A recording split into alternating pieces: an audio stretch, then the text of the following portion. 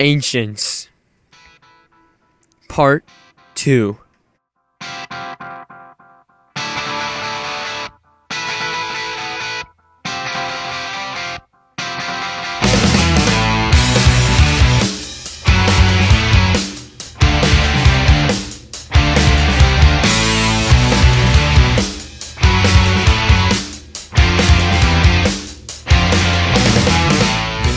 The tour guide was in the center of their campsite. It's still dark, and they just witnessed a strange occurrence where all the bushes around them started to rustle. Tom stepped out of their small circle and walked over to the bushes. He poked his head through the bushes and said, Alex, there isn't anything here. I don't know where all the rustling was coming from. What just happened, Alex? Alex didn't respond. Then the ground erupted, right where Tom was standing. He was completely engulfed in the mounds of sand violently emerging from the ground. A large hole quickly started appearing, and it was growing bigger and bigger. It was heading straight towards Alex, Scott, Amanda, and Erwin.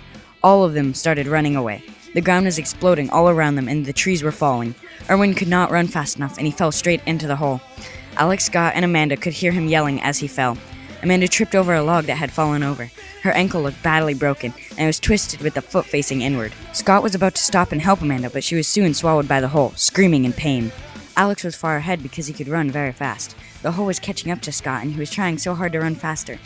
He knew he was going to fall in, but he said to die trying. So he took a leap of faith straight forward into the air, and the hole was underneath him. He thought at that moment he was going to fall to his death. But then the hole stopped, and Scott barely grabbed onto the edge. He was dangling over the cliff that appeared to be so deep that he couldn't see the bottom. Alex stopped running. He turned around and saw Scott hanging on for his life. He ran over to Scott and pulled him up. Scott, you're alive. Are you okay? Alex asked, out of breath. Scott responded.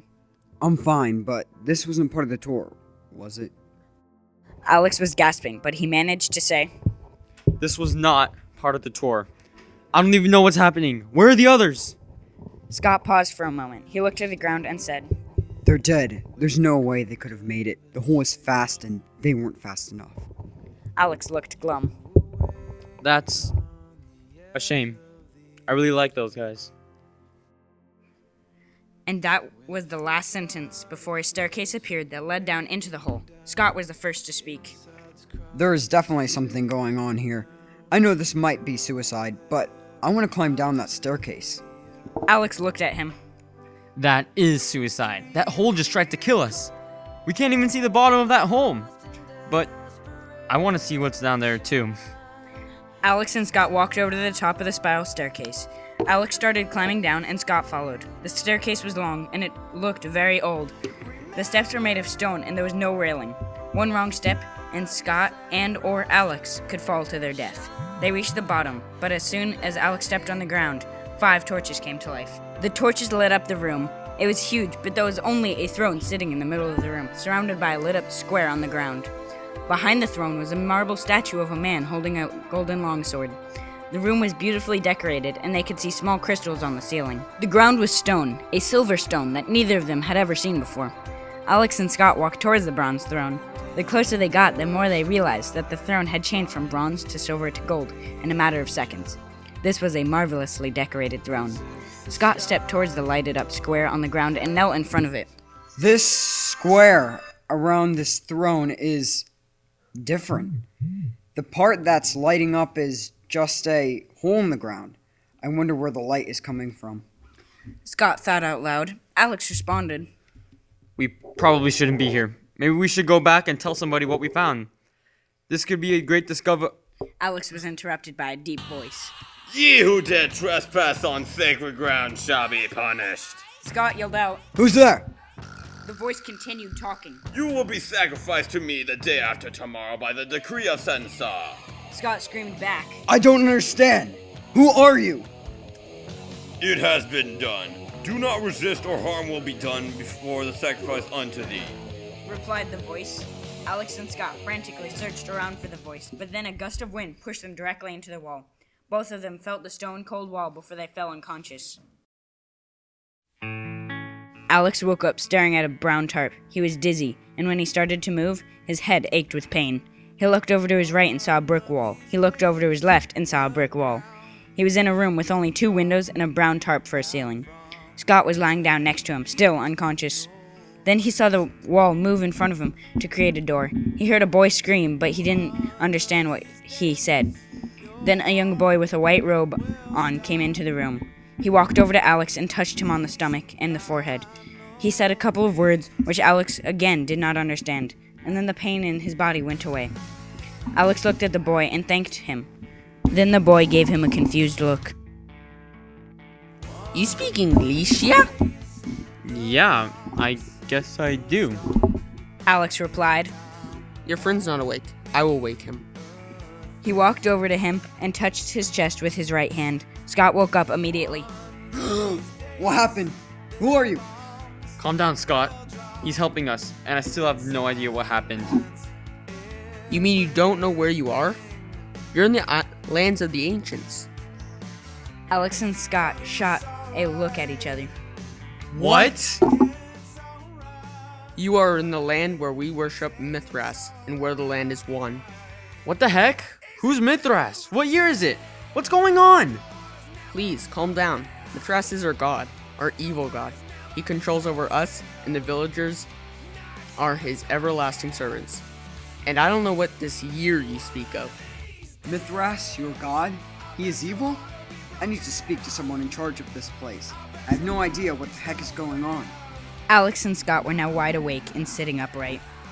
Our leader, Sensar, believes he is the chosen one. He is just as evil as Mithras. I am his servant boy. I was brought here to awaken you so that you may be sacrificed. What? Sacrificed? What did we do? The servant boy replied. You trespass on sacred land of Mithras, and trespassers are automatically sent to die. Your ceremony is at sundown, which is not long away from now. Scott spoke to Alex. The sacred ground must have been that temple we were walking around in. Yes, that was sacred ground of Mithras.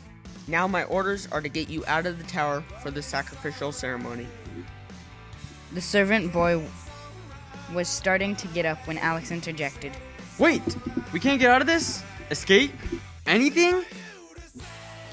He took a moment before saying, Well, there is one way, but it's dangerous. You can challenge Mithras, but you would have to complete a challenge that risks your life immensely. We want to challenge. The servant boy looked surprised.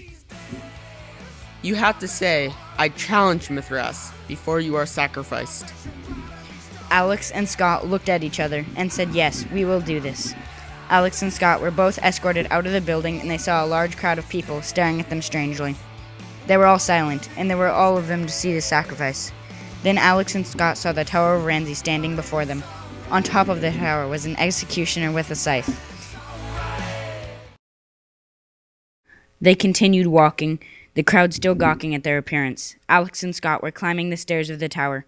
Both were frightened, but ready to recite their lines in order to possibly save their lives.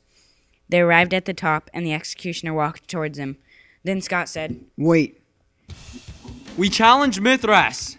The entire crowd gasped, and then a man walked out of the crowd. He had a black crown and black armor. He looked middle-aged and evil. There was something about his appearance that made him look so devilish. When he walked out of the crowd and knelt before him, then he spoke. You foreigners, I am Sensar, your new ruler. You have been sentenced to death. Yet you disrespect my traditions and challenge our god Mithras. And when you challenge Mithras, you challenge me, for I am a part of Mithras. Alex and Scott were now frightened, but Alex said, Yes, we do challenge Mithras, our god. What is the challenge? The crowd looked up at Sensar, awaiting response. Sensar rubbed his chin, thinking. Then he spoke. Your challenge is to kill Blaren, the dragon. He will be released to you once you receive your sword and shield. If you kill him, then you will have to fight me to the death. But first, tell me, who told you about the challenge to Mithras? Alex gulped. Your servant boy. Sensar waved his hand, and then the boy they were talking to appeared before them. Sensar pulled him by the hair and yelled at Alex and Scott. Is this him? Yes. Sensar nodded and looked the boy in the eye. Then he drew his sword and whispered in his ear. For betrayal. Then he stabbed him in the stomach, and he fell to the floor. Censar smiled and yelled to the crowd. Let us begin the challenge! Alex and Scott walked off to the tower. When they arrived at the bottom, they were given a basic sword and shield. Both didn't necessarily know how to use either of them, but before they could say anything, a loud horn went off. The crowd went running in all directions, and then they heard a loud roar and a ball of fire flew into the air from behind the mountain in the distance. Alex and Scott looked at each other, frightened. Then the dragon appeared, large and green. Blaren flew towards Alex and Scott. It was about to hit them when they jumped out of the way, just in time. Then Blaren landed, and he shot a fireball at both of the guys. Both lifted their shields, but they were blown back. Alex screamed at Scott. We need to work together! Alright, Then the dragon charged Alex. Alex started running, but he fell to the floor. The dragon stopped and stood right over him. Blaren was about to breathe fire when Scott came from behind and stabbed his tail. Blaren screamed in pain and hit Scott with his tail. Alex took advantage of the situation and got up and stabbed Blaren under his belly. Then he ripped the sword upward and sliced his neck. The dragon screamed even more. Alex ran over to Scott and helped him up. Are you okay? yeah, I'm fine. The dragon roared again and again. He breathed fire, but each breath was getting weaker and weaker. Then Blaren fell over, dead. The crowd came out again, saw what had happened, and cheered. Censar saw the battle from farther away, and he looked angry. He got up and walked quickly towards Alex and Scott. He was definitely angry. He pulled out his sword and pointed at Alex. Now you fight me! Attack! Go! Alex and Scott held their weapons in a ready stance.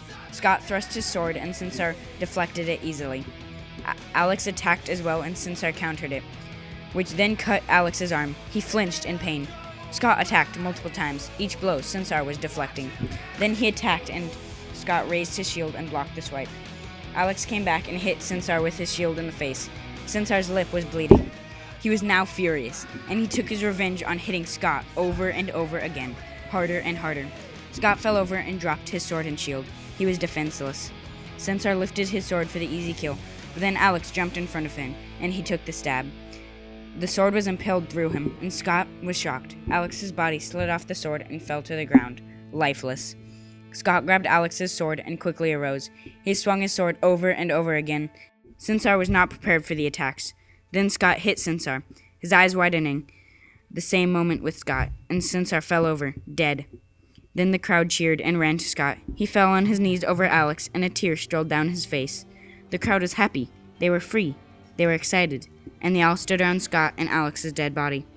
A little boy came out of the crowd and sat next to the dead body of Alex and said, "Can't we help him?" Scott looked at the boy and said, No, we can't. He's dead. What is your name? "Ramsey." Ramsey. Something tells me you will be a great man when you grow up. Then someone from the crowd yelled, You have killed our vicious leader! Now you must become our ruler! Other people in the crowd murmured with agreement. Scott was surprised, but then he realized that maybe this is the way that things are supposed to be. Maybe he was meant to be here. Then he picked up Censar's crown and put it on his head. I will be your good king. A good king is what Scott was not. He was controlled and became one with Mithras, therefore becoming evil. Ramsey grew up to be the rebellion that overthrew Scott. On Scott's dying breath, he ripped off his crown and told Ramsey, "I knew you would be a great man." Then Ramsey discovered that the crown was corrupted with Mithras, so he hid it away forever, and now the crown sits, waiting for its next victim. To Wally!